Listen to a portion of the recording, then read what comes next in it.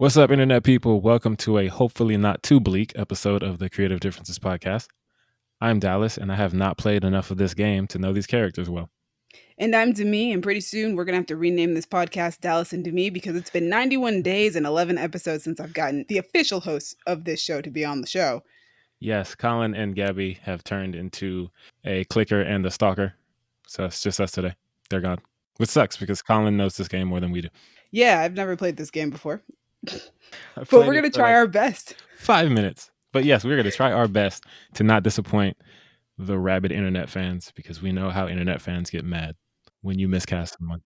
In honor of the release of the sequel game and in honor of the fact that they are making a TV series, we are going to be fancasting The Last of Us. And in relevance to the fact that we are going through a pandemic that might just wipe us all out. The rules of the game. There are no rules. Yay. If you are listening on Spotify or Apple Podcasts, you might want to head over to YouTube because Demi is going to find pictures of the actors and characters just so you know who we're talking about, because sometimes we don't. Sometimes we have no idea who these actors are that someone says. And then someone's just like, who? But you don't have to do that if you look at YouTube because there's going to be pictures. And pictures are fun. Moving on. Thank you for that. No problem. All right, let's step into our first character, who is Joel, a survivor in this zombie-inhabited world and our protagonist. Hardened by the death of his young daughter, he's tasked with protecting young Ellie and slowly builds a bond with her. Dallas, who you got? All right, I got two Joels. First off, I'm just going to read something that I found on the wiki because I was trying to do research. He described as a brutal survivor with few moral lines left to cross. Joe's conscience slowly dwindles away as he shuts down his emotions to cope with his new life. So, Hugh Jackman is my first Joel because nice. Logan. I've seen Logan, and if you've seen Logan, you don't need any other explanation than that. Moving on. That's fair. My second Joel is Ben McKenzie, a lesser known actor than Hugh Jackman. I've heard of that name though. Yes, he plays Jim Gordon on Gotham. Oh, that's why I know that name. He's also married to Marina Baccarin. He is, which I learned today when I was Wikipediaing these people. So yeah, there's a list of things I don't like about Gotham, but Ben McKenzie is not on that list because he's great. He was very good as Jim.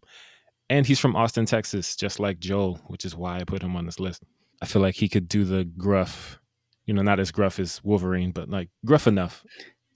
But he's not also as gruff as Wolverine. Yeah. He's from Texas. So I was like, I got to take that shot. You're from Austin. The character's from Austin. I like to do that. You can do whatever accent comes from Austin. But yeah, those are my Joels. Dope. I did something that I usually don't do, and I casted somebody who I've never seen act before, but I'm trusting everybody else around me who has seen him act and who consistently compliments him on his work. I chose John Krasinski. Wow. You've never seen him act before? I've never seen him in anything. That's amazing. Not a thing. Wow. But I hear you talk about him all the time. And I've heard that he is a fantastic actor. Also, A Quiet Place, I feel like could really give us what we're looking for here. Definitely. I've never seen that movie, but I'm sure that his character is similar enough that it works. It's interesting. His character is like, the setting is very similar, but he's like, if Joel still had, a child. I guess they both do see their child die in the beginning. Spoilers for these things. But I don't think John Krasinski's character gets as hardened and cynical about it. He doesn't just start chopping people up or whatever they do in Last of Us. So the point is just throw John Krasinski in the same sort of environment and give him a slightly different personality, and I'm sure it'll work out. Oh yeah, he's a great actor. He can pull it off. All right, so those are our Joels, guys. Next up on the list is Ellie, the 14-year-old that is left in Joel's care. She is immune to the disease that has created the zombies, and the Fireflies are looking to use her to create a vaccine. Dallas, who you get?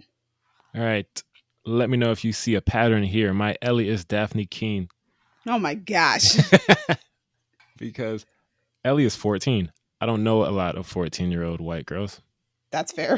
Yeah, I know Daphne Keane is young, and I know she was great in Logan as Wolverine's Ellie. So I figured, let's just do that again.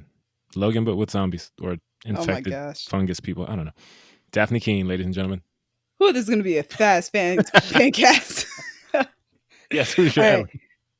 My Ellie is Jolie Hoang-Rappaport, who is most well known for her work on Watchmen, and she was very good on that show.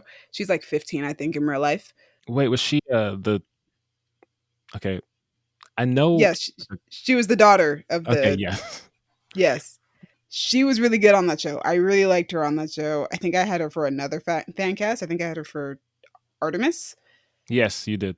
But yeah, she was so good on Watchmen. I was so impressed with her performance on that show. And I want to see her do more things. I want to see her be a successful young actress. And she's dope. So much talent and potential in that one role in Watchmen, where like I feel like you're not supposed. I mean, you're supposed to pay attention to her, obviously, but like Right. she's a kid and she's on a show with like Regina King and Yaya Mateen Abdul and all these amazing people. But she really holds her own. She's really good. She is dope. So yeah, put her on a TV series again I'd watch because it. Watchmen is now a limited series. Yeah. All right, next up on our list is Tommy, Joel's brother and a former Firefly. The brothers grew distant after the loss of Joel's daughter due to their individual views of the world. Tommy welcomes Joel and Ellie to a settlement with open arms when they're reunited. Dallas, who you got? That's perfect. My Tommy. Oh, I have two Tommies. Look at that. My first Tommy is Norman Reedus. I know that name too. The Walking You Dead. too. Yes, Daryl from The Walking Dead. Daryl, the fan favorite.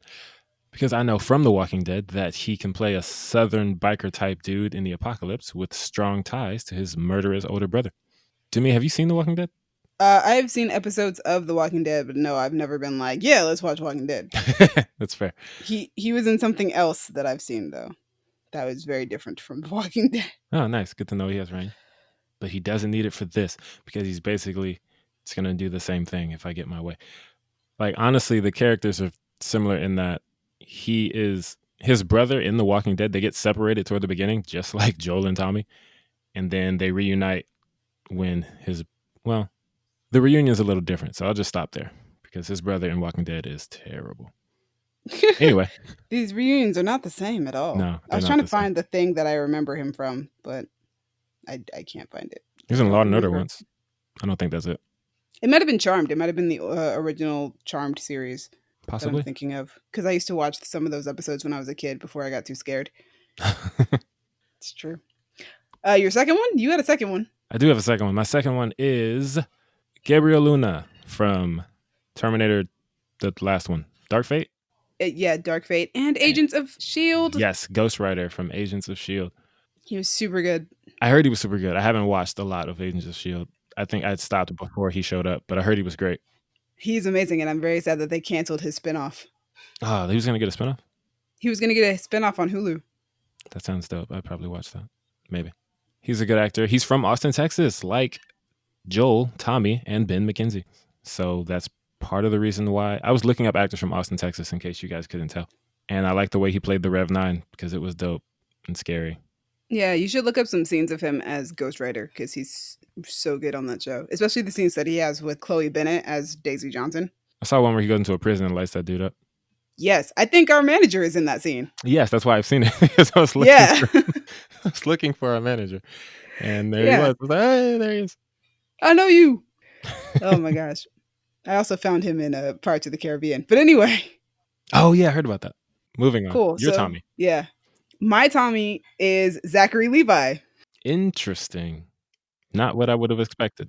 I was looking for somebody who kind of looks like John Krasinski could pass as his brother, but also I'm just a huge fan of Zachary Levi, and I have been for since like 2013, 2014, mainly because I got into Chuck way too late in the game. Fair. But yeah, Chuck is one of my favorite shows of all time, and he's really great on Shazam. He's just a really good actor. On Heroes Reborn, he plays a much more serious character than what Okay. you see on Shazam and Chuck. And I think that he should get to do more stuff other than, obviously he's got Shazam, so he's set for a while. But Yeah, he's chilling. he's chilling for now. But he's a really good actor, and I'd like him to get more recognition because I love the cast of Chuck, and I think almost all of them deserve great things. Yeah, you used used Yvonne Strahovski. I've Her. used basically the main three on that show in Fancast because I used Adam Baldwin for Fantastic Four, I used Yvonne Strahovski for X-Men, and now I'm using Zachary Levi for Last of Us. So You know what you like. I respect it. I do. I know my lane. I know what's for me and what's not. All right. The next character, On our list is Marlene, the leader of the Fireflies and Ellie's surrogate parent. She's the one who turns Ellie over to Joel to take her to Boston. She also turns out to be the antagonist, taking unethical action as a means to an end to save humanity, even at the risk of Ellie's life. Of course, she also happens to be a black woman. Come on, man. Come on. We had to get one. You said she was the villain. Fair. But she's a conflicted villain. She's not just evil. She's like, I have to save Yeah, the you world. know what? I appreciate that. She's a layered villain. She doesn't want to hurt this child, but child save humanity. It's a hard choice. Exactly. Sometimes the kids just gotta go. Dallas, who'd you fuck them kids? Dallas, Exactly. Who'd you pick? Yes, my Marlene is Betty Gabriel. I actually don't know that name. Oh wow, you've seen her before.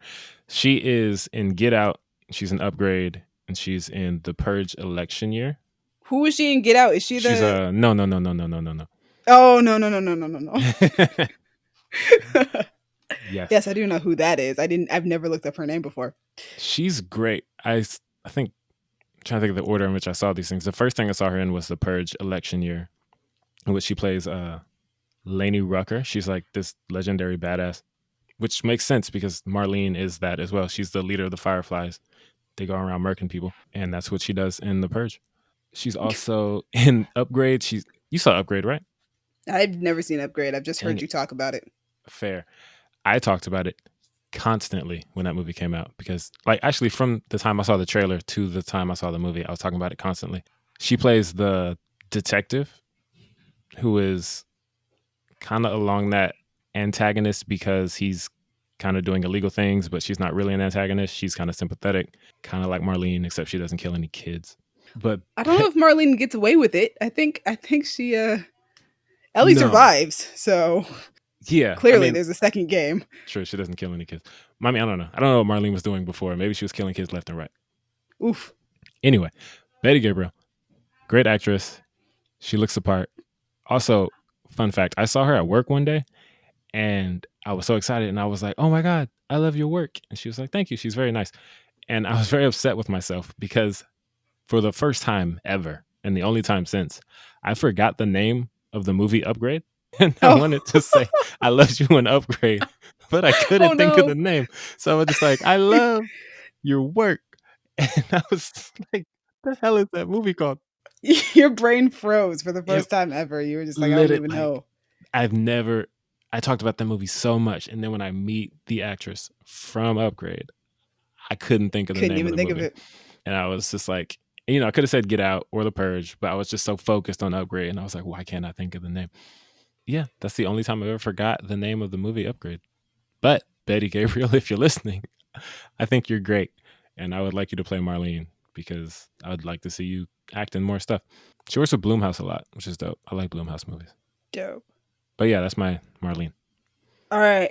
Do you have another one or is that you just have one? No, I'm done with the double ups. These are all single going forward. Okay, cool. So my choice is Tessa Thompson. Ooh, that'd be fun. Because Tessa Thompson is amazing. Tessa Thompson has so much range. And it really occurred to me that this is true when I've been doing a Dear White People rewatch, the TV series, not the movie. I should rewatch the movie. It's so funny because in the movie, her playing Sam's not an antagonist. No. Per se. I guess she would do it depends who you are. Yeah. I mean, I will say though, she does do an unethical action in order to prove a point, which was sending out the emails to that blackface party. Yeah, she's pretty radical. But she's a good person at the end of the day, Yes. But I guess that's the same with this character. But I feel like also with this character, you kind of have to be a little bit antagonistic in order to, really want to kill this kid. Sure. Which really got pointed out to me because watching her play Sam and then a few years later getting to watch her play Ricky, which is the character that she plays on the TV series for Dear White People. Yes. And Ricky is nothing like any other Tessa Thompson character I've ever seen in my life. And she's just so cool and calm. Something about her just feels very manipulative. Like she knows that she's working the system to her advantage and she doesn't care that other people might be being unfairly treated because of her belief system and her supporting the ideas of people who would rather push down people of her race. Yeah, she's a cold piece of work. Yeah, she's pretty awful. And then like you have her character on Westworld, which I haven't seen Westworld all the way through, but from the first season, she seemed kind of shady. And then Valkyrie in Thor Ragnarok is super dope. Her character Bianca in Creed, who is an amazing human being, like she's just got so much range. And she does all these characters. Tessa Thompson, I think, is one of the best actresses of this generation. And She's I'm dope. not sure she gets enough credit. But yeah, I think she would do a really good job in this role. I think Tessa Thompson could probably do a good job in any role that you gave her, really. I would be interested in watching Tessa Thompson play somebody who's an antagonist. Why not? Yeah, I can see it. All right, next up on our list is Tess, Joel's partner in crime and most trusted friend. She accompanies him as he takes Ellie across country so they can get their contraband back from the Fireflies. She ends up sacrificing herself for Joel and Ellie after being bitten by a zombie. That's so sad. Yeah. Dallas, who did you choose? Yes, Tess is a cold piece of work, like Marlene.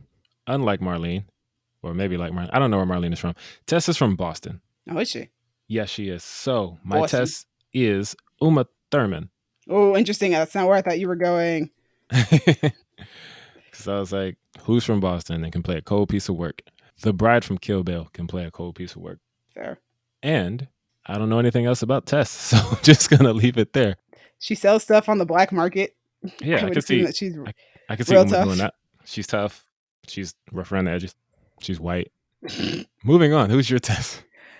First off, I want to say shout out to you said that she's from Boston. Shout out to Eliza Dushku, because definitely would have been a good choice had I really been thinking about that. You know, it's funny.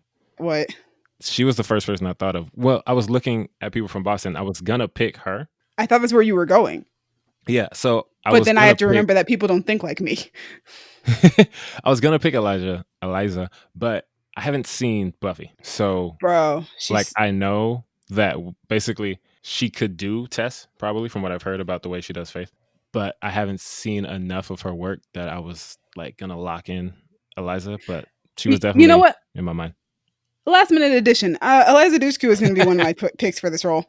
Oh, good. Because Eliza Dushku is amazing. One of my favorite actresses since I saw Buffy for the first time 10 years ago. Actually, it's been 10 years since I watched Buffy for the first time. Wow. And her character, Faith, is possibly my all-time favorite character of all time. Nice.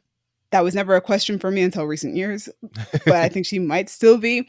Because Faith was... Eliza kind of has a niche of playing these really tough chicks. Like, interesting. Just about all of her roles is a woman or a girl who can handle herself and is really independent and really tough. It's that Boston in her, man. I could see it. Yeah, and she's so good. Faith is one of my favorite characters because, like, you know how people talk about Zuko for Avatar: The Last Airbender, and they're always like, "Oh man, he has the greatest redemption arc." Mm-hmm. Faith did it first. Faith has had my all-time favorite redemption arc ever. Zuko follows closely behind now that I have watched Avatar: The Last Airbender. Because Faith started out as a good person. She was just a little wild and crazy and reckless. And then she accidentally kills somebody. Oh. And that causes her a lot of guilt. She's already been suffering from a lot of isolation and hurt and not really trusting people. She's in a very vulnerable state, and she easily succumbs to joining the big bad of that season. Interesting. It ends in her and Buffy getting into a really big fight. She ends up in a coma from that fight. And then the following season, she wakes up from the coma through some sort of magic. Her and Buffy switch bodies. And through that, she has to come to terms with the fact that she has a lot of self-loathing and that she hates herself and that she wants to be everything that Buffy is and she wants everything that Buffy has. And it's a whole thing. And then she goes on to the TV series Angel, and she finally confronts the fact that she feels like she's an awful, evil person. And then she starts learning how to redeem herself. And I've always loved the idea of redemption on that show is discussed as like you're in recovery for like an addiction. It's a choice that you make daily. It's not something that you just suddenly are redeemed from. It's like, no, it's daily work that you have to do. It's a good message. Which is why Faith has always been my favorite redemption arc. I dig it. Eliza is the embodiment of cool and tough. Speaking of Eliza, the reason I am so familiar with her is because she's in one of my favorite video games, which is Saints Row 2. Yes, she is in that video. Yeah, she plays Shandi, who is basically like this stoner chick. It's funny because right? Yeah, she's like they ease up a little bit on like the tough, rough around the edges thing that she's usually so good Yeah, at. that she usually does. She's still very cool and laid back though, and she's just like, Yeah. like, hey man, yeah, let's smoke some weed and then go shoot some people. She's also really good on Dollhouse, which was an opportunity for her. Like she's still kind of playing the tough chick, but her character gets mind wiped at the end of every job that she does, and Oh she wow, gets to become whatever a person kind of rents her for. interesting. So she got to do a lot of different stuff on Dollhouse, a lot of different personalities and different jobs and stuff like that. So she's a really good actress. Also played Catwoman in one of the animated Batman movies. I think Batman Year One. Yes, I think she voiced She-Hulk too, unless I'm getting her mixed up with somebody else. Ooh, that's kind of dope. Do you have another test? All this to say, Eliza Dushku's amazing. I do have another test because Eliza wasn't my original choice. Got My it. original choice was Sophia Bush. Shout out to Pasadena. Hey, Because Sophia Bush is also an amazing actress. I love her and I have for years. She was on One Tree Hill. And to be fair, I didn't start watching One Tree Hill until like season 5 when they were all adults and no longer in high school. Her character had a lot of growth on that show. I really liked her in The Incredibles 2, even though she had a really yes, small role in that. Boyd, right? Yes. She was dope. I was so excited about that. Chicago PD, she was on that for a few years, and I was really into Chicago PD because she was on it. But also her character was the tough chick who you could count on, which is what Tess sounds like she is. She sounds like she can hold her own and that she's hanging with Joel because they've got a friendship and they've got trust between them. That was Yeah, the other part of choosing these cast members. Had to make sure that they're age appropriate with Joel. makes sense. That's true. Don't want it to get weird. You know how me and you were just the age thing, man. Don't Yeah, want it getting weird out here. can't get too weird about it. But Sophia Bush, she's great. Also, I love her voice. So I'm not gonna get mad about getting to watch her on a show and listen to her speak. Makes sense. So, next up on the list and last on our list is David, a member of a cannibal group who tries to kill Ellie after trying to get her to join him. He's manipulative and believes everything happens for a reason, his encounter with Ellie having a lasting impact on her. Dallas, who'd you pick? David. David was an interesting one. I was looking at the characters on the wiki. Kayla was with me, and I was just like looking at her, like, who would you pick for this person? Who would you get for that person? And before I said anything, I brought up a picture of David, and Kayla's just like, he looks like the Piano Man, and I was like, who is the Piano Adrian Man? Brody? Yes, she meant the pianist, Adrian Brody. And I was like, huh. And I look up David. I like Google David, The Last of Us, and there are pictures of Adrian Brody next to David.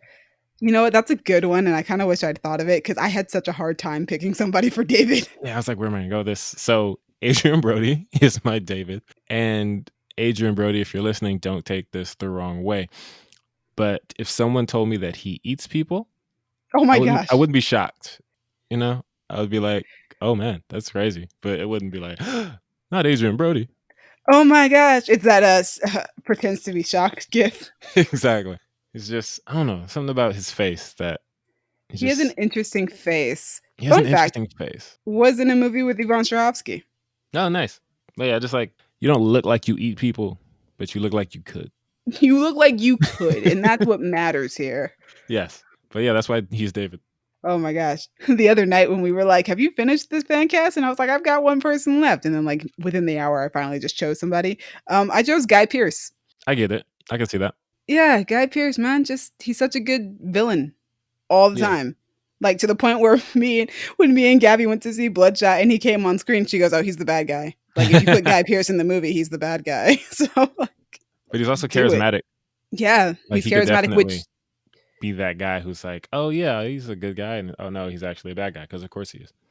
yeah, which is what you want. Like this guy is supposed to, he gets people to like him with his very superficial, mild manner behavior. So like you guys, the guy should be likable. David should be a person who you look at and you're like, yeah, dude, you seem like a cool dude. And then all of a sudden he's a cannibal and you're like, nah, bro, can't mess with you. Exactly. Like, Um, I almost fell for it, Guy Pearce. well, kind of like Iron Man 3, actually. Exactly. Yeah, Killian. which is another reason I chose him. Iron Man 3 and Bloodshot. Makes sense. Choices were made here, people. Choices were Choices made here. were made. I mean, like I said, the guy has basically made a living off of playing bad guys. So I'm a typecast and just make him another bad guy I and feel know it. that I've done a good job and feel good about myself, pat myself on the back. So before we finish this off, I actually have a bonus cast member. Good, and I have a director and writer because I forgot that we were doing a TV show instead of a movie. You right. So you chose did you choose a director and a showrunner, or I just put director and writer and I was like, oh wait, it's a TV show. So I guess this can be for the pilot or whatever. I don't know. it should However be it for works. the pilot. Anyway, before we get to that though, my bonus cast is Guillermo Diaz as Bill. Bill is somebody that I think Joel and Ellie meet along the way. Does he end up dead? I wouldn't be surprised with this game. Feels like just about everybody ends up dead. So A lot of people end up dead. I wouldn't be surprised. wouldn't be shocked. Just saying. But yeah, What's his name? Bill? Guillermo Diaz. Yeah, Bill. I don't know if there's anything else to say. Guillermo Diaz is great. He's most well known for Scandal. He played Huck. I loved Huck on Scandal. He was a great character. So much depth, a lot of emotional range that Guillermo had to pull off. And he's fantastic. So Guillermo Diaz, go for it. I want to see him more stuff. I don't think I've seen him in anything since Scandal. Not to say he hasn't done anything since Scandal. I just haven't seen it. Well, his Bill status is unknown according to this wiki. Lord, all right. Well, So, maybe he's alive, but he was an ally, so we don't want him to die anyway. That would be good. Yeah, horrible. we don't want to kill off the allies. So, who'd you get for director and writer of your, I guess, your pilot? Yes, I got James Mangold because Logan again. James Mangold is busy now. Everybody's busy. I just figured. Wait, is he doing something right now? What's he doing? I'm sure he is doing something. I think I just read his name on something recently. You look it up. I just saw his name a lot for 4v Ferrari, and then I didn't see it anymore after that. Oh yeah, that's right. He just got picked up to do the next Indiana Jones movie. Right, that is right. Indiana Jones 5. Yep, Indy 5, and then he's doing Going Electric, which is, I believe, a Bob Dylan biopic starring Timothée Chalamet. All right. He's doing a lot, actually. His IMDb page has like 10 upcoming projects, and yeah, the man is busy. Do you want him to direct Android? Yeah, I was just like, I know he directed Logan, and I look up who wrote it. He wrote it with like, I think 1 or 2 other people. Nice. So I was like, he can do this. Just throw in some clickers or whatever they're called. That would be your dream. However, I think the actual creator, writer of the show is Craig Mazin, who did Chernobyl. Yes, I haven't seen that, but I've heard good things. Yes, he did Chernobyl. I think he just won an Emmy off of that, and I think he's about to do the next Pirates of the Caribbean movie, the reboot, soft reboot, whatever the heck it is. And the director of the show is going to be, I hope I'm pronouncing his name right, Johan Renck, who directed for Chernobyl and Breaking Bad and The Walking Dead. Oh, perfect. He's got some experience with that. Yeah, so I'm sure it'll be fine. Yeah, they're in good hands. They are in good hands. All right, guys. Thank you guys for listening. Hope you guys enjoyed. That was a decently quick Fancast, mainly because me and Dallas don't know everything that we're talking about for once. That's true. That is true. Usually what? I was going to say, usually one of us in the Fancast knows something about what we're Fancasting. Colin put this on the list and then he bailed out on us. So yeah, so blame him for none of us knowing. He's the game guy. Yeah, he's the gamer in the group. Me and Dallas just kind of went with it, and by the time Colin was like, no, we shouldn't do it anymore, I had already cast most of it, so I was like, let's do it. What the heck? Hope you guys are enjoying the sequel to the game. I've heard it's quite divisive and controversial, but hey, I hope you like it. Yes. Tell us what you guys think about our fan casts for these characters. Who would you guys choose? Do you guys agree with anybody that we chose? We'd love to hear from you. We would love it. Also, thank you, just for being here. And thank you to Crown Digital, our friends Brandon and Io, for putting us on Spotify and Apple Podcasts. But we already established that you are listening and watching on YouTube because you follow instructions. Thank you, Demi, for editing and for fleshing out our joint pick of Eliza Dushku as Tess. Yeah, well, that's where it got real long there for a second. Yeah, it just turned into that's our collaborative pick for the day. Back to you, audience. If you are starving for social interaction, you can talk to us on the medias at Twitter, y'all_different, Instagram and Tumblr at Creative Differences Podcast, Facebook, just search Creative Differences. That one's easy. If you want to talk to me, if you want to yell at me for making Tommy Mexican, you can find me on Twitter and Instagram at a king named Simba, but also... Don't yell at him for that. Yeah, I was going to say, but also, shut your ass up. To me, where can they find you? You guys can find me at Dreamy Films on Twitter and Instagram. That's spelled DREEMI. Thanks again for joining us. Yes, and you can find Colin on Twitter at Your Naughty Dog. It's all one word. And Gabby, you got one for her? Nope, she's dead. No, she's a clicker or whatever. I was gonna go at Firefly Babe. I like it. It's I like cute. it. Didn't go too hardcore on that one, but I'm not like you and Colin, so it's fine. I don't always go hardcore. I was gonna say I don't always go hardcore on Gabby, but Colin, it's Colin's thing. Thanks again for listening, guys. It's been different. Yeah, it's been different.